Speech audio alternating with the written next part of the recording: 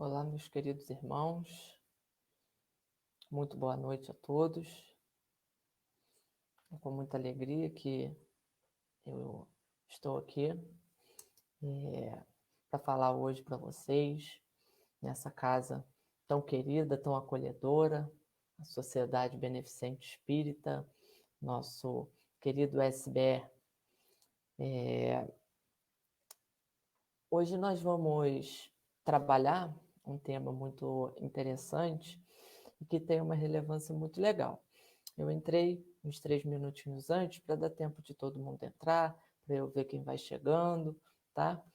E para dizer também que estava com saudade de todos. Vamos ver quem já está por aqui. Lorena, querida, muito boa noite. Seja bem-vinda. Você me deseja bem-vindo e eu estou desejando bem-vindo para você também. Isso que importa, né? A gente está sempre juntos. Lília, muito boa noite, querida. Muito prazer estar aqui com você. A gente, nesse momento de pandemia, nesse momento de distanciamento, a gente vê que o movimento espírita, ele procurou dar um jeitinho, né? Como todas as outras religiões, as outras crenças. Mas a gente consegue perceber que há uma união, que há um agrupamento de pensamentos, todos voltados para o bem, né? E isso é super importante nesse momento. São vários movimentos, seja no espiritismo, seja fora da doutrina espírita, mas todo mundo fazendo um movimento muito positivo no que diz respeito a melhorar, procurar fazer, adaptar-se, né, nesse momento de dificuldade. Então, a gente vem observando que tem dado certo, graças a Deus, a gente não ficou desamparado, a doutrina espírita, ela está, não, melhor, nós estamos em contato com a doutrina espírita em todos os momentos e, graças a Deus, podemos aprender e buscar um pouquinho mais aprofundar. Lorena, estamos todos bem, graças a Deus. A gente passou por um pequeno susto aí, né? Infelizmente, eu, minha mãe e meu irmão, a gente acabou sendo acometido por esse novo vírus, né? Pelo coronavírus. Ficamos isolados, fizemos o tratamento durante um período, mas tivemos a liberação na última terça-feira, graças a Deus todos bem, sem maiores problemas. Passamos pela batalha, graças a Deus. Isso que importa, né? Boa noite, Edilane, minha querida. Boa noite, Alain. Bem-vindos à nossa live. Bom, já deu a nossa hora aqui, são 20 horas e 1 minuto. Vamos, para iniciar a nossa reunião, vamos fazer uma oração, né? Agradecendo por essa oportunidade. Então, eu convido a todos que estão aqui conosco nesse momento a levarem os seus pensamentos a Deus e a Jesus. Querido mestre, bom irmão, aqui estamos, Senhor, agradecidos pela imensa oportunidade que nós estamos tendo de compartilhar e aprender um pouco mais através da doutrina espírita, do teu evangelho de amor. Que a noite de hoje, a partir desse momento, seja muito proveitosa em relação ao nosso estudo, que nós possamos refletir para que, além de aprender, possamos colocar em prática tudo aquilo que, porventura, ainda tivermos dificuldade. Muito obrigado pela oportunidade do trabalho, pela oportunidade do estudo e que a paz permaneça com cada um de nós, que assim seja, graças a Deus. Bom, sejam bem-vindos aqueles que eu não cumprimentei. Eu volto a dizer que é sempre uma alegria estar com vocês, mesmo que a distância. Então, é muito bom estar na companhia de vocês nesse momento. Hoje eu propus, como alguns de vocês talvez tenham visto na divulgação, um tema intitulado A Escola das Almas. Esse tema, ele aparentemente, ele traz várias possibilidades de interpretação, não é? Mas, na verdade, a interpretação sugerida para a noite de hoje, ela advém desse livro aqui, tá? O livro Jesus no Lar. Esse livro foi um livro ditado pelo espírito Neio Lúcio e psicografado pelo Chico, tá? E ele traz várias histórias de Jesus na casa de Simão Pedro, onde aconteceu, pelo menos notoriamente falando, né, enfaticamente colocado isso para a gente, o primeiro culto do Evangelho no Lar. Então, esse livro traz várias das histórias com o grupo de pessoas que participavam dessas reuniões do Evangelho no Lar, na casa de Simão Pedro. Tá? E uma das lições é exatamente intitulada A Escola das Almas, que nós vamos estudar nessa noite. Mas para que a gente introduza, faça uma pequena abordagem introdutória sobre esse assunto, eu quero antecipar para vocês uma questão que está presente lá no livro dos Espíritos, né? Onde Kardec perguntou para os espíritos superiores que estavam auxiliando na codificação o que era a alma. Isso na questão de número 134. Para que a gente entenda o contexto do tema A Escola das Almas, nós vamos recorrer a Kardec quando ele pergunta o que é alma. Nesse momento, a gente tem a seguinte resposta, simples e objetiva. Alma é um espírito encarnado. Muito bem. Então, todos nós, a partir da resposta que foi dada pelos espíritos superiores, chegamos à conclusão de que todos nós, hoje, enquanto espíritos encarnados nesse plano de provas e expiações, nós somos considerados almas, ok? Mas Kardec, sempre buscando didaticamente ilustrar cada vez melhor para compreendermos esse mecanismo, ele continua, ele desmembra a questão de número 134 e faz a 134A, perguntando o que era, então, a alma antes de se unir ao corpo.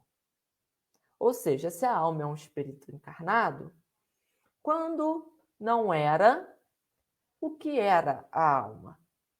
Resposta: era espírito, simplesmente.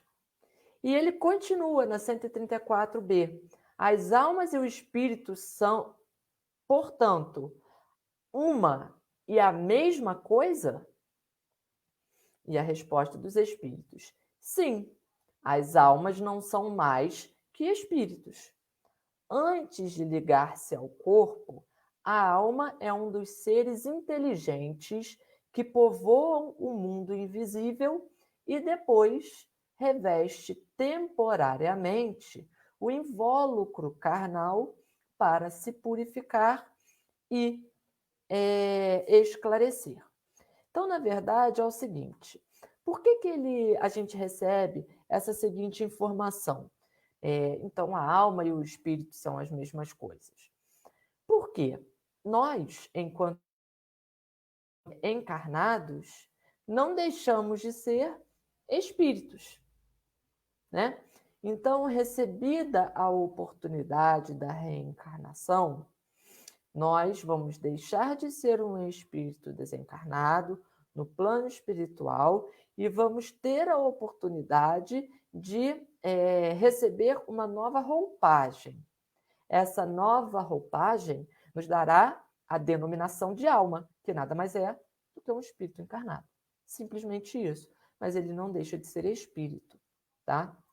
E aí, para fechar, Kardec, na questão número 135, pergunta: há no homem outra coisa além da alma e do corpo?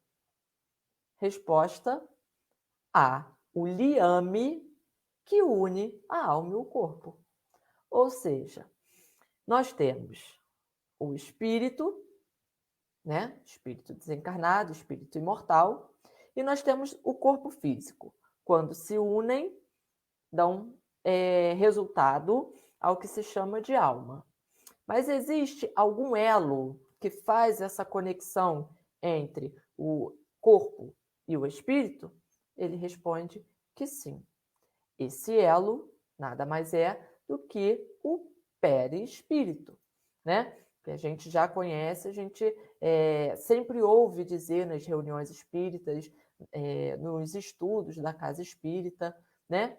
Então, para que isso fique mais esclarecido para todos nós, Kardec faz um comentário a partir dessa questão de número 135, né? Depois de todo esse compilado de perguntas e respostas, ele faz um comentário a fim de esclarecer melhor isso. Kardec diz, então, o homem é assim formado por 3 partes essenciais. Primeiro, o corpo, ou ser material, semelhante aos dos animais e animado pelo mesmo princípio vital. Então, esse é a primeira parte essencial, que forma o homem em si, né? O corpo físico, né? O corpo material. Segundo, a alma, que é o espírito encarnado, do qual o corpo é a habitação, ou seja, você tem o corpo físico animado, né, pelo espírito, o que dá, pelo espírito imortal, o que dá resultado no que se chama de alma.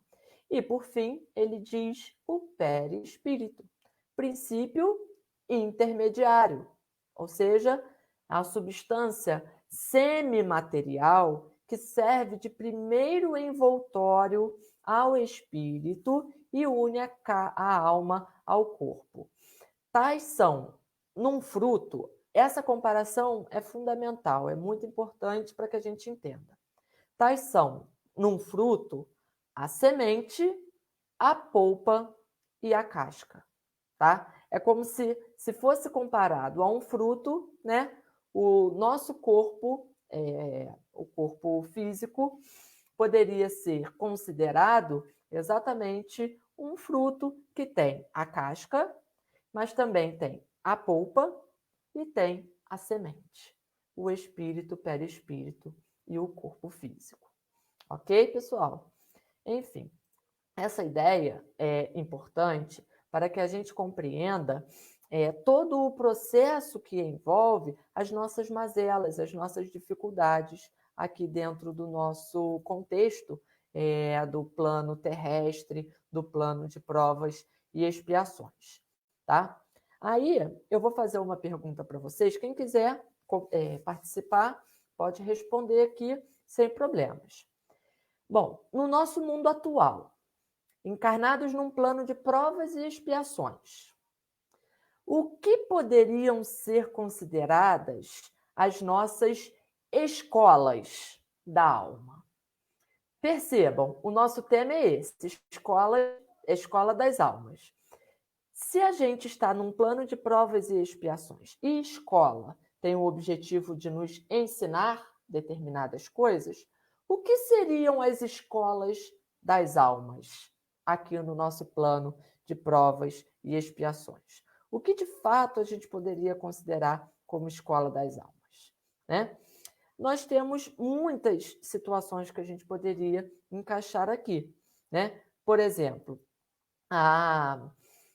as dores as doenças do corpo físico, poderiam ser consideradas escola da alma? Certamente que sim. Por quê? Porque nós temos um aprendizado muito grande diante diante do fato de transgredir, de passar pelo obstáculo, né? Então, se você tem uma dor e você supera aquela dor, se você tem um problema físico, você supera aquele problema físico, certamente você vai sair muito mais fortalecido daquele processo todo. Ou seja, há um ensinamento por trás. Então, sim, a dor, por que não uma escola da alma, não é? As dificuldades materiais, por que não poderiam ser consideradas escolas das almas?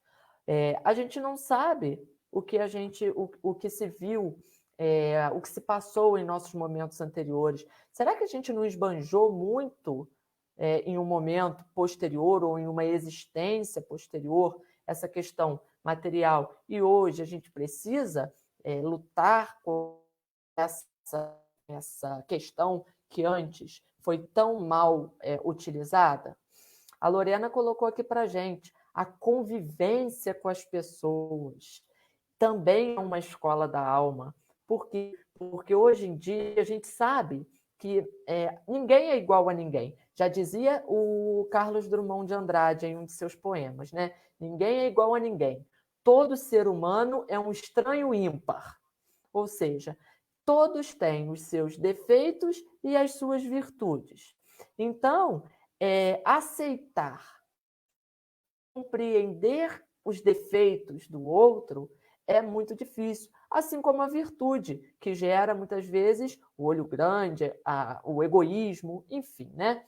Então, essa questão da convivência, essa sim, também é uma grande escola da alma, né?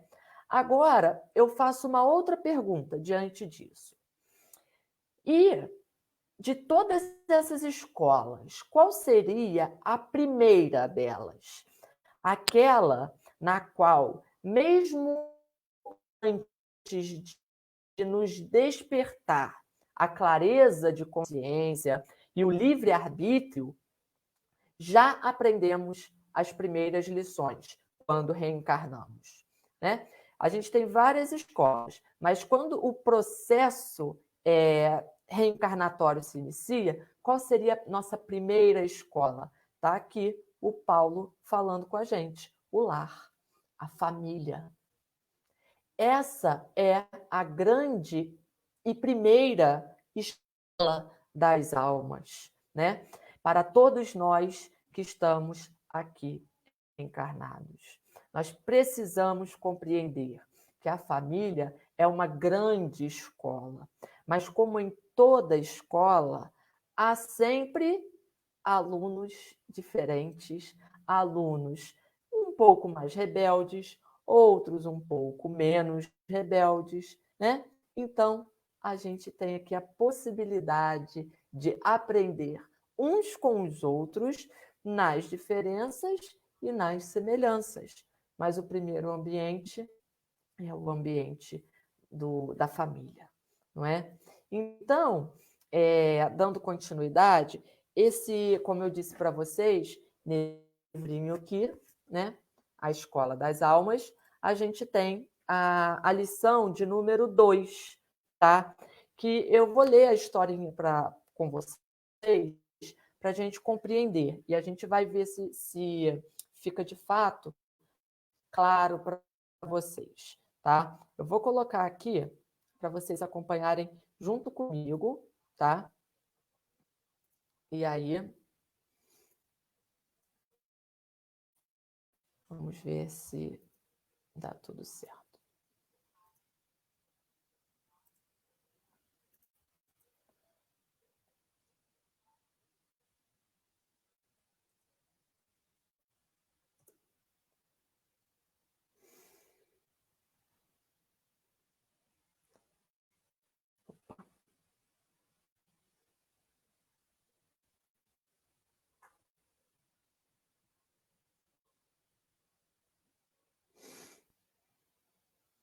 Maravilha. Aí está a história. Vamos ler juntos. Congregados em torno do Cristo, os domésticos de Simão ouviram a voz suave e persuasiva do mestre, comentando os sagrados textos. Lembrando, pessoal, que essa era uma reunião, um culto no Evangelho no Lar, na casa de Simão Pedro, tá? Quando a palavra divina terminou a formosa preleção, a sogra de Pedro indagou inquieta: Senhor, afinal de contas, que vem a ser a nossa vida no lar? Contemplou a ele significativamente, demonstrando a expectativa de mais amplos esclarecimentos. E a matrona acrescentou: iniciamos a tarefa entre flores, para encontrarmos depois a pesada colheita de espinhos. No começo, é a promessa de paz e compreensão. Entretanto, logo após, surgem as pedras e os dissabores. Provavelmente, muitos aqui, ou todos nós, já se identificou um pouquinho com essa passagem, né? Todo relacionamento, vamos dizer assim, quando se inicia para dar surgimento posteriormente a uma família, são tudo flores, né? O rapaz, a esposa, é um amor, é todo mundo lindo, ninguém tem defeitos, não é? Mas depois a dificuldade surge e com ela a gente tem a identificação dos defeitos. A partir do momento que nós identificamos o defeito do outro, os espinhos começam a aparecer, não é? Continuando, então.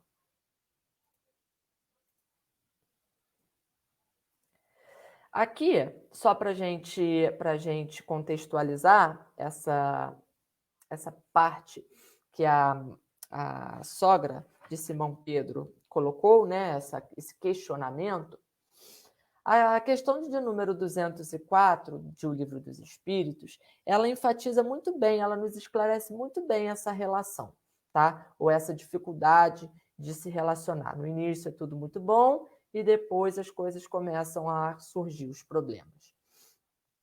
Uma vez que temos tido muitas existências, a nossa parentela vai além da que a existência atual nos criou? E aí a resposta não pode ser de outra maneira. A sucessão das existências corporais estabelece entre os espíritos ligações que remontam às vossas existências anteriores. Daí, muitas vezes, a simpatia que vem a existir entre vós e certos espíritos que vos parecem estranhos. Então, obviamente, nós encarnamos e reencarnamos, muitas vezes ao lado, seja dentro ou fora do ambiente familiar, de pessoas que certamente já nos foram conhecidas de outros momentos, não é? Então, essa sucessão nos leva à simpatia ou antipatia em relação à questão espiritual. Quantas vezes a gente passa por uma pessoa, conhece uma pessoa, mas não profundamente, e você faz aquele pré-julgamento. Nossa, ela parece ser tão mesquinha, tão ignorante. E aí, depois, com o tempo, você vai tendo a oportunidade de conhecer aquela pessoa melhor e, além disso, de conviver com ela. E você vai percebendo que não é nada daquilo que você imaginava. Certa vez, você, depois de um tempo, vai chegar para ele e vai falar assim: fulana, quando eu te conheci, eu jurava que você era uma pessoa muito mesquinha, muito egoísta, totalmente diferente do que eu vejo hoje. Você sendo essa pessoa correta, essa pessoa solidária, essa pessoa amiga. Então, certamente, a gente tem esses pré-julgamentos pela questão visual, pela questão física, mas muitas vezes a gente também tem essa correlação com existências anteriores. Muito bem, continuando então aqui o nosso estudo, a história. Continuando a parte da mensagem, Jesus vai responder a ela, né? Reparando que a senhora Galileia se sensibilizara até as lágrimas, Deus se pressa em responder. Ah, não, peraí, eu acho que eu passei um pouquinho.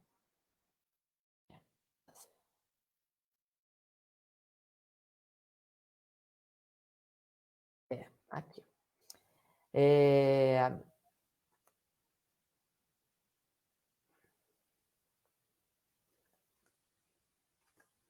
Deixa eu ver, eu acho que está fora da ordem.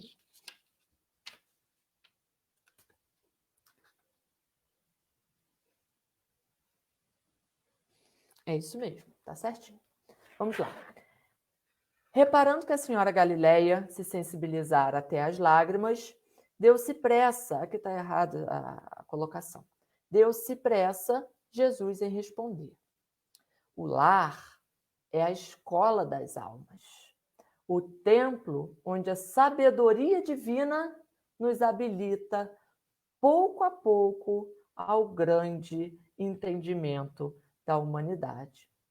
Olha que interessante. Ela estava extremamente preocupada aqui quando ela dizia: nós começamos entre flores, mas depois colhemos espinhos. No início é tudo muito belo e depois a gente começa a perceber os problemas.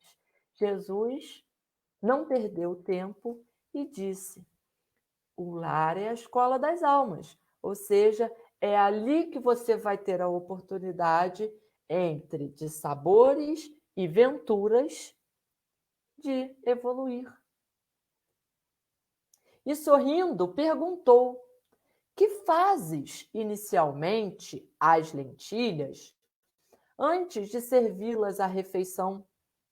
A interpelada respondeu titubeante: naturalmente, senhor, cabe levá-las ao fogo para que se façam suficientemente cozidas. Depois, devo temperá-las, tornando-as agradáveis ao sabor. Aí Jesus diz: pretenderias também, porventura, servir pão cru à mesa? E ela responde: de modo algum.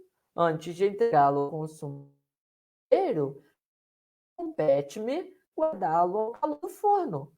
Sem essa medida. E aí Jesus a interrompe. O divino amigo então considerou: há também um banquete festivo na vida celestial, onde os nossos sentimentos devem servir à glória do Pai. O lar, na maioria das vezes, é o cadinho santo ou o forno preparador.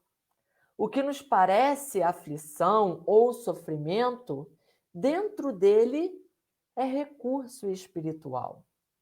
O coração acordado para a vontade do Senhor retira as mais luminosas bênçãos de suas lutas renovadoras, porque somente aí, de encontro uns com os outros, examinando aspirações e tendências que não são as nossas, observando os defeitos alheios e suportando-os, aprendemos a desfazer as nossas próprias imperfeições. Olha que interessante, né? Nesse momento, a gente tem um ensinamento muito grande, didático também. Jesus sempre oportunizando essa possibilidade de compreensão com ilustrações, com exemplos muito claros, né? Ele diz àquela velha senhora, preocupada com a sua vida em família, ele diz a ela: o pão, assim como o pão, para ele ficar bonito, para ele crescer e para ele ficar agradável ao sabor, assim como ele precisa ir ao forno antes de ficar gostoso, nós, enquanto seres humanos, precisamos passar pelas atribulações e precisamos resistir às imperfeições alheias para que a gente consiga também, num futuro, ter uma possibilidade de desfrutar dos fatores positivos, não é? A vida em família, assim como não é tudo de negativo, também não é tudo de positivo. A vida fora do ambiente familiar, no ambiente social, também tem os seus pontos positivos e negativos, ou seja, nada na nossa vida, nesse plano terrestre, vai ser sempre ventura, né? É importante que a gente saiba identificar que as dificuldades de hoje serão as alavancas do nosso progresso amanhã. Vamos continuar aqui. Deixa eu beber uma aguinha.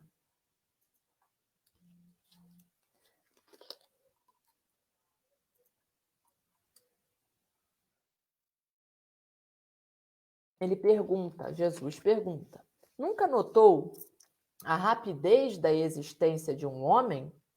A vida carnal é idêntica à flor da erva. Pela manhã emite perfume, à noite desaparece. Gente, olha essa observação, que coisa mais atual, né? Quando ele diz que a existência de um homem, ela é muito rápida, né? Assim como de manhã uma flor emite o seu perfume e à noite esse perfume desaparece. A gente pode observar isso no momento atual, em tempos de pandemia, no início do ano ou no final do ano passado, quando tudo isso começou a surgir lá na China, as primeiras notícias sobre a Covid-19 começaram a surgir, jamais nós poderíamos imaginar que 3 meses depois nós estaríamos confinados em nossos ambientes familiares, porque ela haveria chegado aqui, o vírus haveria chegado aqui. E, além disso, nós jamais poderíamos imaginar que muitos de nós estamos ou estaríamos correndo risco de desencarnar caso não nos cuidássemos. Desencarnar pelo acometimento do vírus. Ou seja, tudo é muito rápido, né? Há 3 meses atrás era uma situação. Há 6 meses atrás era outra situação e a gente não sabe como a gente vai chegar ao final do ano, não é? Então, é isso que Jesus quer nos ensinar e ele passa para a senhora aflita, né? A sogra de Simão Pedro.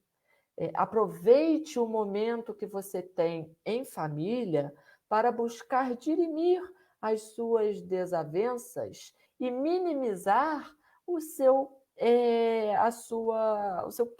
questionamento com o outro, não é? Porque assim você vai conseguir progredir gradativamente. Olha só como ele continua. O lar é curso ligeiro para a fraternidade que desfrutaremos na vida eterna. Sofrimentos e conflitos naturais em seu círculo são lições. Olha que interessante, né? Ele diz que o lar é um curso ligeiro, ou seja, nós temos a oportunidade de fazer um curso intensivo agora, hoje, nesse momento. E qual é o lugar para se fazer esse curso intensivo? O lar, tá? Isso é fundamental para que a gente imagine ou veja como que essa situação vai se desenrolar.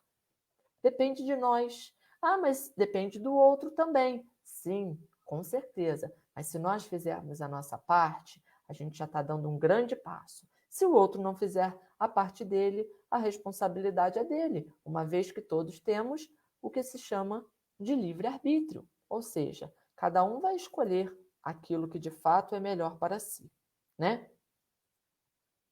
A sogra de Simão escutou atenciosa e ponderou: Senhor, há criaturas, porém, que lutam e sofrem. No entanto, jamais aprendem. Olha só quantas vezes a gente chega também a essa conclusão, né? A gente imagina, poxa, por mais que aquela pessoa sofra, por mais que aquela pessoa busque, por mais que ela lute, parece que é tudo inútil. Ela nunca consegue aprender, ela nunca consegue melhorar. Mas a gente pensa assim sempre do outro, não é? A gente fala assim, poxa, vamos dizer assim, minha esposa é muito vaidosa. E isso me incomoda demais. Tá? É um exemplo. Isso me incomoda demais. Eu sempre falo com ela, para ela ficar atenta a essa questão da vaidade, porque isso pode ser um problema, ou pode acarretar um problema quando é de forma exacerbada, quando é de forma exagerada. E por mais que ela diga que tente, eu não consigo ver ela minimizando aquilo tudo, né? A questão das pessoas que têm que são egoístas ou que são orgulhosas, né? Como é difícil combater o orgulho e o egoísmo, mas muitas vezes a gente percebe o orgulho e o egoísmo do outro. E o nosso?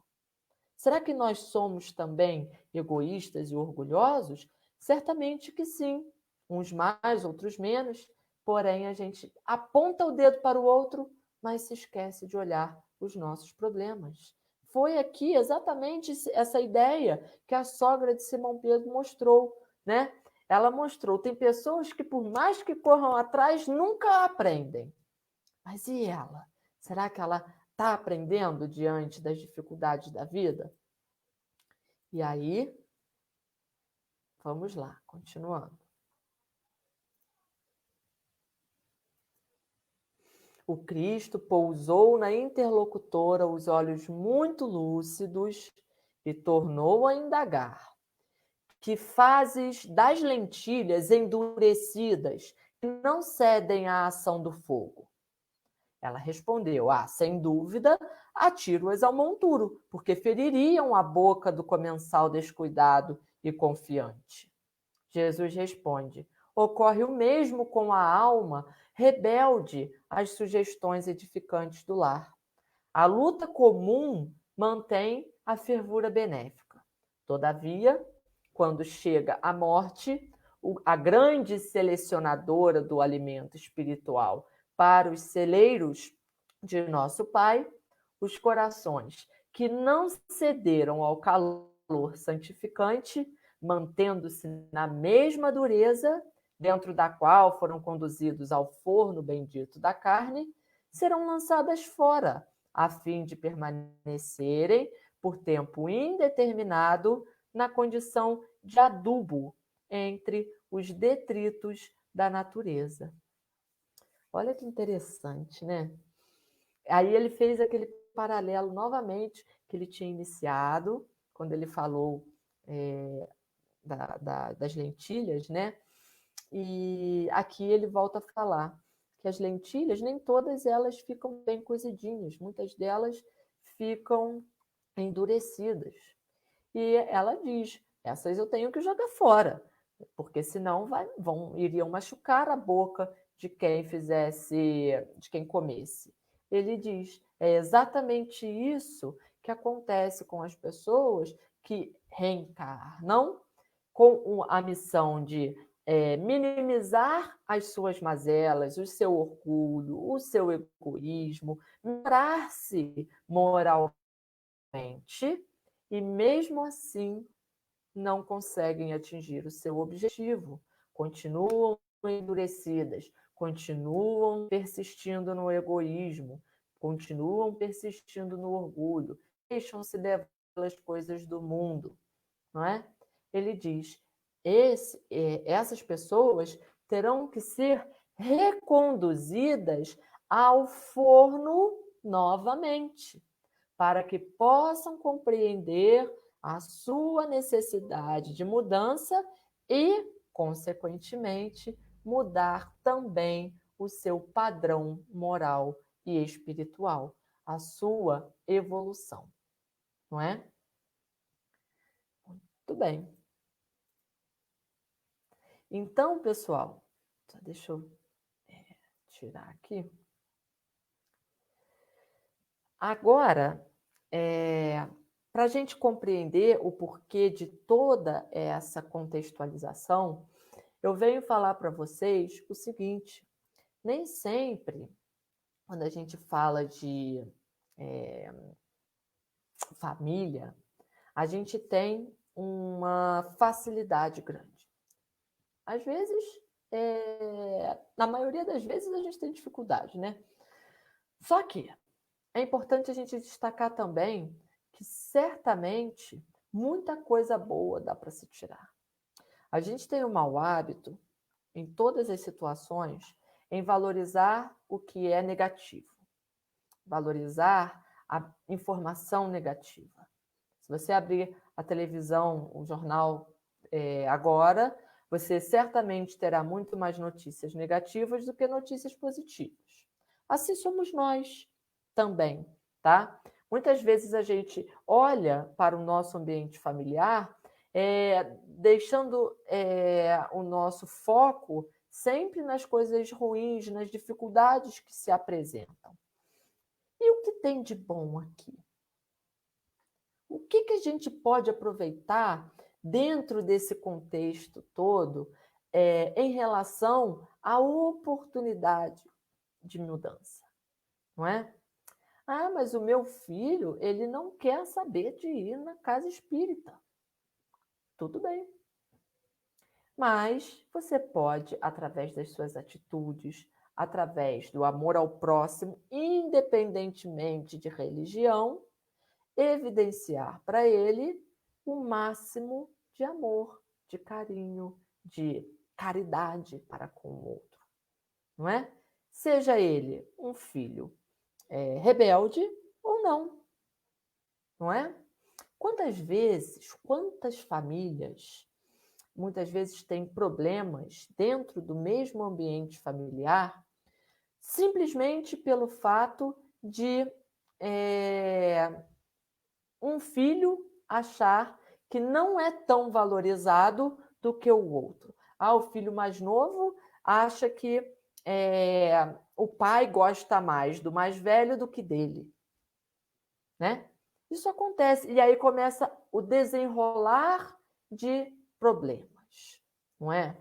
Isso certamente faz parte de todo esse processo evolutivo ao qual vocês se submeteram lá no planejamento reencarnatório de superar. Faz parte, né? A gente sabe que em muitos momentos, dentro do ambiente familiar, se encontram pessoas que foram inimigas ou tiveram problemas no passado. E nada melhor do que estar juntos como pai, filho, mãe e filho para minimizar esses débitos, não é verdade? Então, assim, a gente começa a identificar as mudanças de postura que a gente deve ter. Não é fácil, porque muitas vezes a gente tem que abrir mão do que eu falei anteriormente, do nosso orgulho, abrir mão do nosso egoísmo e, além disso, o outro tem que fazer o mesmo. Mas como a gente não pode responder pelo outro, que nós façamos a nossa parte, não é? E aí, para dar continuidade ao nosso estudo, e a gente vai falar sobre essa mudança de padrão dentro de diferentes famílias. Nenhuma família é igual, né? Mas muitas delas, ou quase todas, têm as mesmas adversidades, os mesmos problemas. Nós vamos falar sobre um trechinho, uma mensagem que está inserida no livro SOS Família, tá? Que foi ditado por Joana de Ângeles, Espíritos Diversos, e psicografado pelo Divaldo, tá?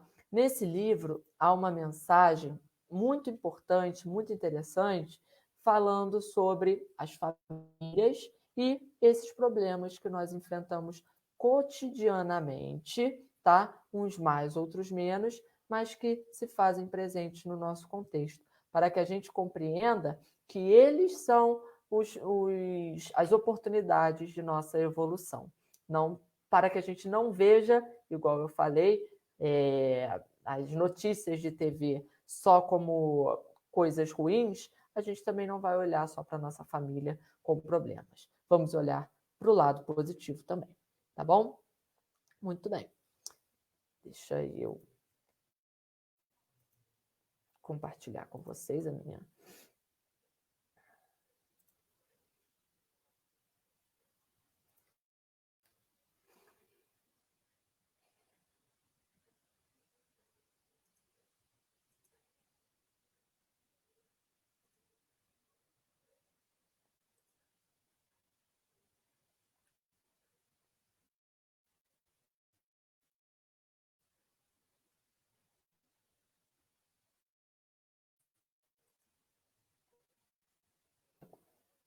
Os filhos não são cópias xerox dos pais, que apenas produzem o corpo, graças aos mecanismos do atavismo biológico. As heranças e parecenças físicas são decorrências dos gametas. No entanto, o caráter, a inteligência e o sentimento procedem do espírito, que se corporifica pela reencarnação, sem maior dependência dos vínculos genéticos com os progenitores. Atados por compromissos anteriores, retornam ao lar não somente aqueles seres a quem se ama, mas também aqueles outros a quem se deve ou que estão com dívidas. Muito bom, né?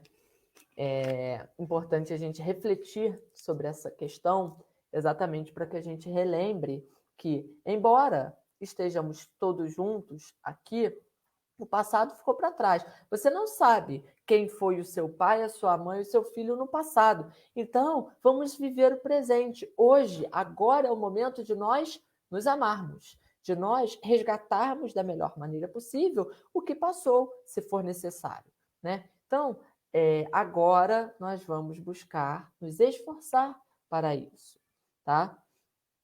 Continuando. Cobradores empedernidos surgem na forma fisiológica, renteando com o devedor, utilizando-se do processo superior das leis de Deus para o reajuste de contas, no qual, não poucas vezes, se complicam as situações por indisposições dos consortes. Adversários reaparecem como membros da família para receber amor. No entanto, na batalha das afinidades, padecem campanhas de perseguição inconsciente, experimentando o pesado ônus da antipatia e da animosidade. Quantas vezes, não é verdade? A gente, embora tenha o mesmo tratamento para com os nossos filhos, alguns deles ainda se sentem tem uma antipatia um pouco maior por nós, ou pelo menos aparentemente isso acontece, né? A família é, antes de tudo, um laboratório de experiências reparadoras, na qual a felicidade e a dor se alternam, programando a paz futura. Nem é o grupo da bênção, nem o élan da desdita. Antes, é a escola de aprendizagem e redenção futura. Novamente aqui a palavra escola. Olha como é importante a gente relevar isso daqui, né? Antes a escola de aprendizagem, para que a gente possa, com as lições do dia a dia, evoluir gradativamente. E não só evoluir por conta própria, mas evoluir auxiliando e sendo auxiliado pelo nosso próximo, que conosco está convivendo. Irmãos que se amam ou se detestam, pais que se digladiam no proscênio doméstico, genitores que se destacam uns filhos em detrimento dos outros, ou filhos que agridem ou amparam pais, são espíritos são espíritos em processo de evolução, retornando ao palco da vida física para a encenação da peça em que fracassaram no passado. Ou seja, é natural que haja as divergências, exatamente porque nós tivemos divergências no passado. Só que agora é uma nova oportunidade, é uma nova existência. E quando nós falamos de uma nova oportunidade, a gente não precisa repetir os erros do passado, muito pelo contrário, né? Por isso, o esclarecimento que a doutrina espírita nos traz é fundamental para que nós possamos buscar nos esforçarmos para minimizar as nossas diferenças, tá? A diferença ela vai existir sempre, mas que ela não seja um empecilho para que nós possamos evoluir e conviver. A diferença ela tem que existir para que a gente veja que os espíritos eles têm grau de evolução diferente e que eles são diferentes. É preciso que seja assim, mas que nós temos muita coisa boa também para usar e servir para com o outro. E assim a gente vai melhorando e evoluindo. Continuando. Não te creias responsável direto na provação que te abate ante o filho limitado, física ou mentalmente. Tu e ele sois comprometidos perante os códigos divinos pelo pretérito espiritual. Olha que coisa interessante. Quantos pais sonham com ter um filho e quando isso acontece, eles acabam tendo um filho especial, né?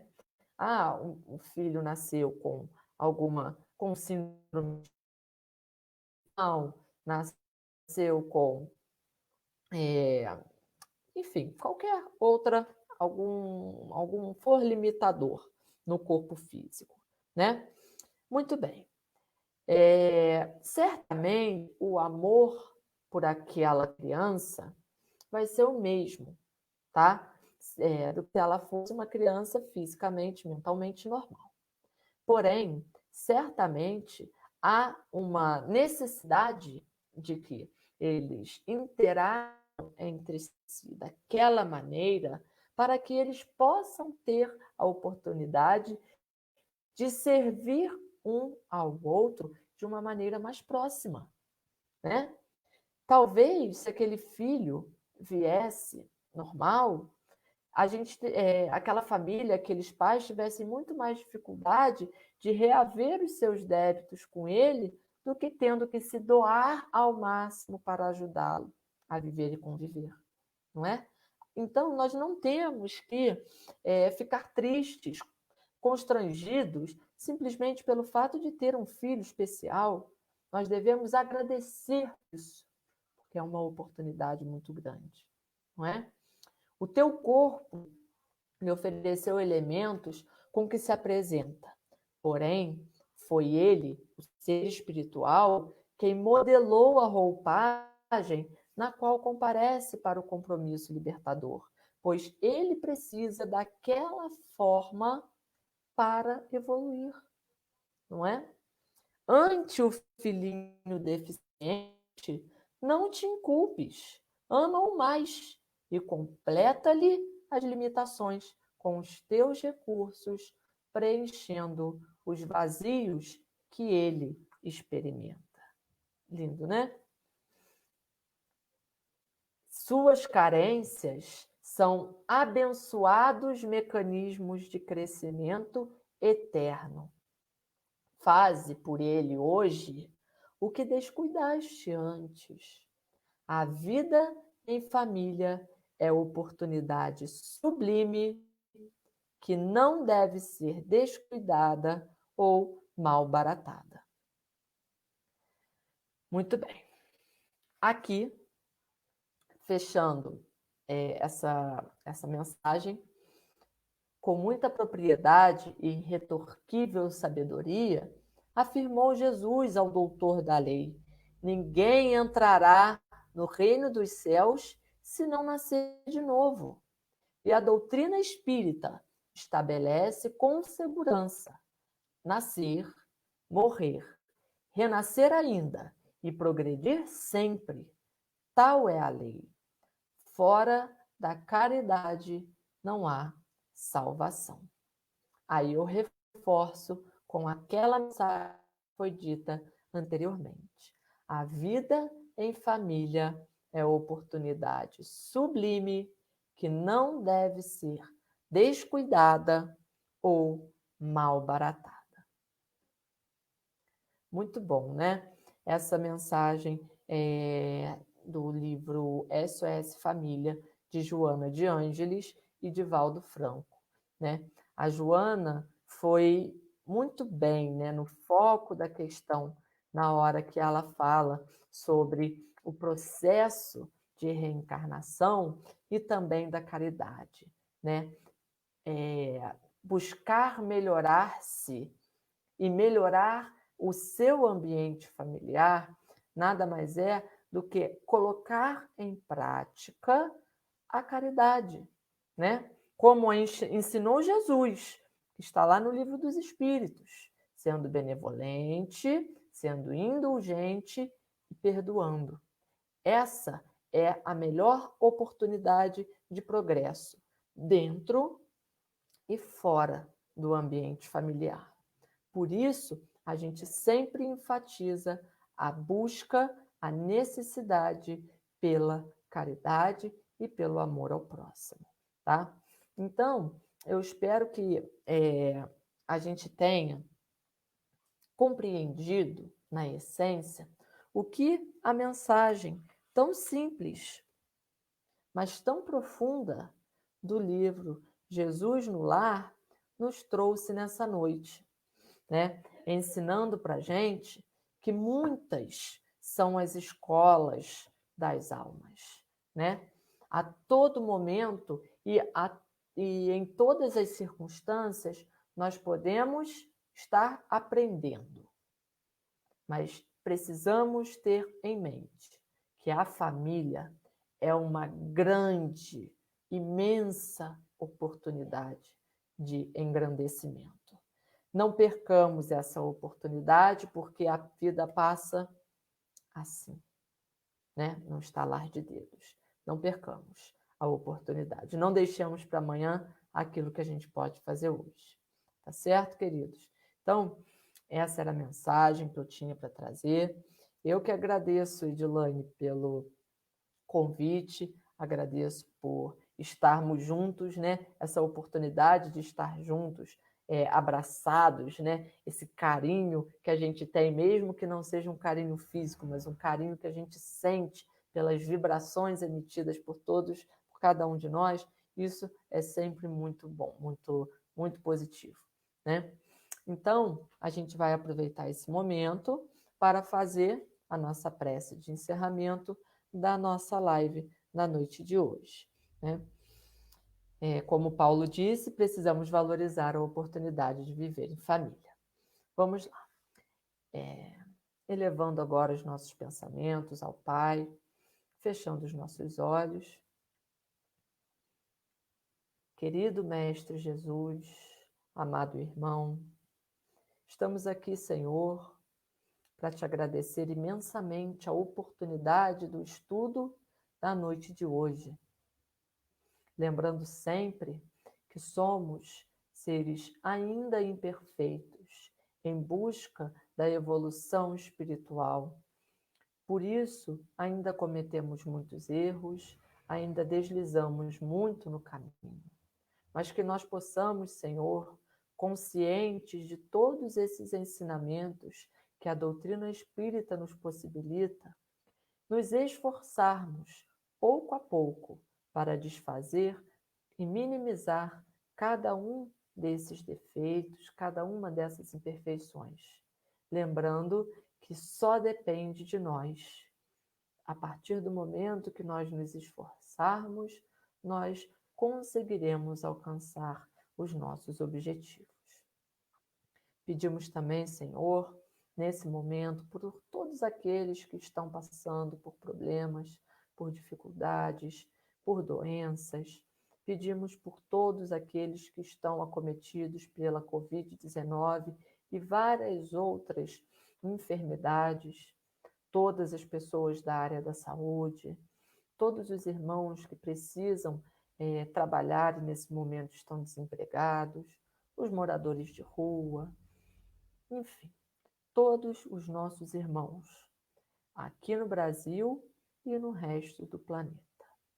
Agradecidos por essa oportunidade de aprendizado, nós pedimos a permissão para encerrar a nossa live na noite de hoje. Que assim seja, graças a Deus. Então, queridos, muito obrigado pelo carinho, obrigado a todos, obrigado Lília, Edilane, Lorena, Marleide e todos que estão aqui conosco. Um grande beijo no coração de vocês e até a próxima.